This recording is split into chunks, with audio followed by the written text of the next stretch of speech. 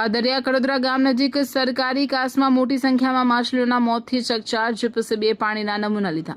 સ્થાનિકોએ super form કંપનીના discharge અંગે શંકા વ્યક્ત કરી વૈજ્ઞાનિક તપાસ અને રિપોર્ટ જાહેર કરવાની માંગ. વાગરા તાલુકાના પાદરિયા અને કડોદરા ગામ નજીક આવેલા સરકારી કાસમાં મોટી સંખ્યામાં માછલીઓ મૃત હાલતમાં મળી આવતા સમગ્ર પંથકમાં ચકચાર મચી ગઈ હતી.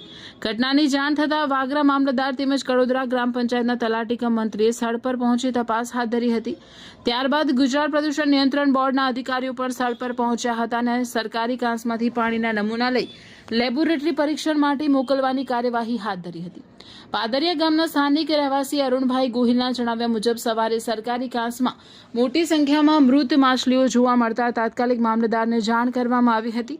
અધિકારીઓની હાજરીમાં સ્થળ તપાસ દરમિયાન મૃત માછલીઓ મળી આવી હતી. તે વિસ્તાર નજીક સુપર ફોર્મ કંપનીની ગટર લાઇન સરકારી કાંસમાં મળતી હોવાની માહિતી સ્થાનિકોએ અધિકારીઓના ધ્યાન પર લાવી હતી. સ્થાનિકોનું કહેવું છે કે કંપનીમાંથી છોડવામાં આવતા સંભવિત કેમિકલયુક્ત પાણીના કારણે માછલીઓના મોત થયા હોવાની શંકા છે.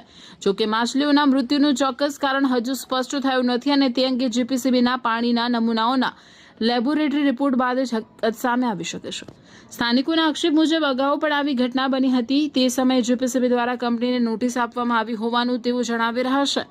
વધુમાં અગાઉની તપાસ દરમિયાન કંપનીના ગટર વિસ્તારમાંથી પણ મૃત માછલીઓ મળી આવી હોવાનો સ્થાનિકોનો દાવો છે અને આ અંગેના ફોટોગ્રાફ્સ તેમની પાસે હોવાનો પણ તેમણે ઉલ્લેખ કર્યો છે. સ્થાનિકોના જણાવ્યા મુજબ સમગ્ર મામલે કંપનીના અધિકારી મીના કરાજ સાહેબને પણ જાણ કરવામાં આવી હતી. જોકે સ્થાનિકોનો આક્ષેપ છે કે તેમને સંતોષકારક જવાબ મળ્યો ન હતો. તેમના જણાવ્યા મુજબ તમારે જે કરવું હોય તે કરો એવો જવાબ આપવામાં આવ્યો હતો. આ અંગે કંપની તરફથી સત્તાવાર પ્રતિક્રિયા હજુ સામે આવી નથી. ઘટનાને પગલે સ્થાનિકોએ સરકાર અને સંબંધિત તંત્ર સમક્ષ મૃત માછલીઓનું પોસ્ટમોર્ટમ, પેથોલોજીકલ પરીક્ષણ, માછલીઓના ટિશ્યુ અને વિશેરા સેમ્પલનું વૈજ્ઞાનિક પરીક્ષણ તેમજ જીપીસીબી દ્વારા લેવામાં આવેલા પાણીના નમૂનાઓના લેબોરેટરી રિપોર્ટ જાહેર કરવાની માંગ કરી છે. સ્થાનિકોની વધુ માંગ છે કે વૈજ્ઞાનિક તપાસમાં જો કોઈ ઔદ્યોગિક એકમના પ્રદૂષિત પાણી અને માછલીઓના મૃત્યુ વચ્ચે સંબંધ હોવાનું સાબિત થાય તો જવાબદાર કંપની અથવા વ્યક્તિઓ સામે લાગુ કાયદા મુજબ કડક કાર્યવાહી કરવામાં આવે. હાલ સમગ્ર મામલે જીપીસીબી દ્વારા લેવામાં આવેલા પાણીના નમૂનાઓના પરીક્ષણના પરિણામની રાહ જોવાઈ રહી છે. લેબોરેટરી રિપોર્ટ બાદ જ માછલીઓના મૃત્યુનું વાસ્તવિક કારણ અને તેમાં કોઈ ઔદ્યોગિક ડિસ્ચાર્જની ભૂમિકા છે કે નહીં તે અંગે વધુ સ્પષ્ટતા થઈ શકશે. મારું નામ ગોહિલ અરુણ છે, પાટણના રહેવાસી છું. આજે સવારે જ્યારે અમે અમારી ગામની ચોકડી તરફ આવ્યા ત્યારે અમને જે અમારા કાંસ છે તેની અંદર મૃત માછલી જોવા મળી. તો અમને એમ લાગ્યું કે આ કોઈ કેમિકલયુક્ત પાણી મળ્યું છે, તેના લીધે મૃત્યુ પામી છે. તો અમે મામલતદારશ્રીને જાણ કરી ને મામલતદારશ્રી જ્યારે અહીંયા આવ્યા તો અમે તપાસ કરી ને તપાસ કરતાં જ્યારે અમે આગળ આવ્યા તો એ જે સુપરફોર્મ કંપની છે ને તેના ગેટની સામે ત્યાં એ કાંસ પૂરો થાય છે. તો અહીંયાથી જ અમને એવી શંકા છે કે તે ડ્રેનેજમાંથી એ પાણી આવે છે કેમિકલયુક્ત, તેના લીધે આપણે જે મચ્છી છે તે મૃત પામેલ છે. એની અમે જાણ અંદર કંપનીના સાહેબને બી કરી છે. કયા સાહેબને તમે જાણ કરી હતી? કંપનીના ભાઈ કરીને છે એચઆરના, તેમને જાણ કરી છે. ગવર્મેન્ટના કયા અધિકારી સાથે તમે વિઝિટ કરી? મામલતદારશ્રી સાથે વાગડા. બીજા કોણ અધિકારી હતા તમારી સાથે? કડોદરાના તલાટીશ્રી હતા. ઓકે, તમે આ શું છે મતલબ કે મચ્છીમય રીતેનું કારણ તમને કઈ રીતે શંકા એવી જાય છે કે કંપનીમાંથી જે કેમિકલયુક્ત પાણી છોડવામાં આવે છે તેના કારણે જ આ મચ્છી મૃત પામેલ છે. અગાઉ આ કંપની સાથે આવો કોઈ બનાવ બનેલો છે ખરો? હા, અગાઉ પણ 2-3 વાર આવું થઈ ચૂકેલ છે. જ્યારે બી ચોમાસાની સિઝન આવે છે ત્યારે આ વસ્તુ અમને વારે ઘડીએ જોવા મળે છે. ગવર્મેન્ટ દ્વારા એને કોઈ નોટિસ કે કોઈ કંપનીને આપેલ છે? અગાઉ 2 વાર નોટિસ આપેલ છે. કઈ કંપનીને આપી હતી? UPL 12 સુપરફોર્મ. મારું નામ યોગેશ કુમાર કનુભાઈ ગોહિલ, તાલુકો વાગરા, જિલ્લો ભરૂચ. વરસાદી માહોલની અંદર જે વરસાદી પાણી નીકળતું હોય તેની અંદર અનેક કંપનીઓ તેનો ફાયદો ઉઠાવીને પોતાના યુનિટનું પાણી કરતી હોય એવો જ એક બનાવ બનેલો છે કડોદરા પાદરિયા ચોકડીની વચ્ચે.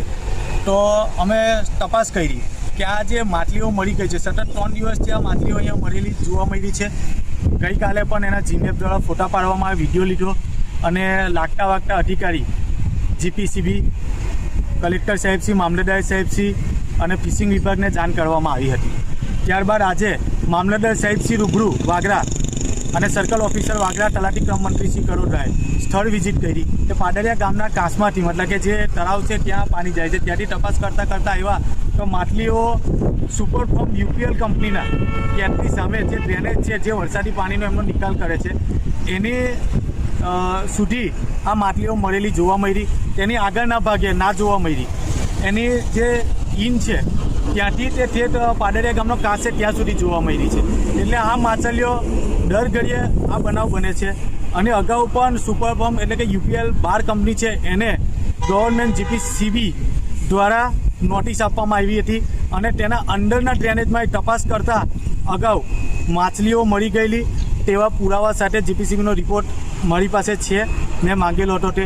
એટલે આ દર વખતે જે આ બનાવ બને છે, દર વખતે આ લોકો આવી રીતે લાભ લઈ વરસાદી પાણીનો આવી રીતે પાણી છોડવાનું કરે છે. જે બાબતે અમે 1 અઠવાડિયા પહેલાં પણ મીનાક રાજ સાહેબને મળવા આવ્યા હતા, પણ એમને કંઈ જવાબ ના આપ્યો કે તમારે જે કરવું હોય તે કરી શકો. આજે પણ અમે તલાટી ક્રમ મંત્રીશ્રીને લઈને આવ્યા તો જેમ તેમ વર્તન કરતા હતા કે ભાઈ તમે શું કરો છો, શું વિડીયો કરો છો, અહીંયા કોઈ ગવર્મેન્ટ અધિકારી છે, શું થયું છે.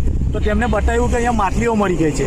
કારણ કે ક્યાં મળી ગઈ છે, ચાલો તો એ અમારી સાથે જોવા ના આવ્યા. હમણાં મામલતદાર સાહેબ બી આવ્યા ત્યારે પણ તેમને ફોન કર્યો કે સાહેબ તમારે જે જોવું છે તે ગવર્મેન્ટ અધિકારી આવ્યા છે તો તમે જુઓ, કારણ કે અમારે કંઈ જોવું નથી એવો તેમને જવાબ આપ્યો છે.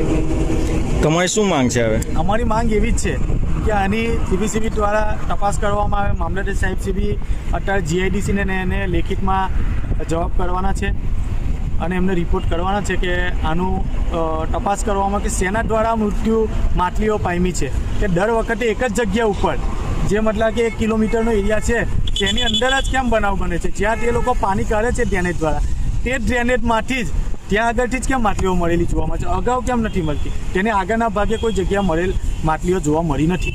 કંપની દ્વારા ડ્રેનેજનું પાણી ક્યાં કાઢવામાં આવે છે? સરકારી કાંસ છે તેની અંદર કાઢવામાં આવે છે. 2 જગ્યાએ તેમનો બોર લીકેજ થઈ ગયો હશે, ETPની લાઈન, ત્યાં તેમનું બોર પણ મારેલું છે. એ જગ્યાએ પણ માટલીઓ મળેલી જોવા મળી છે.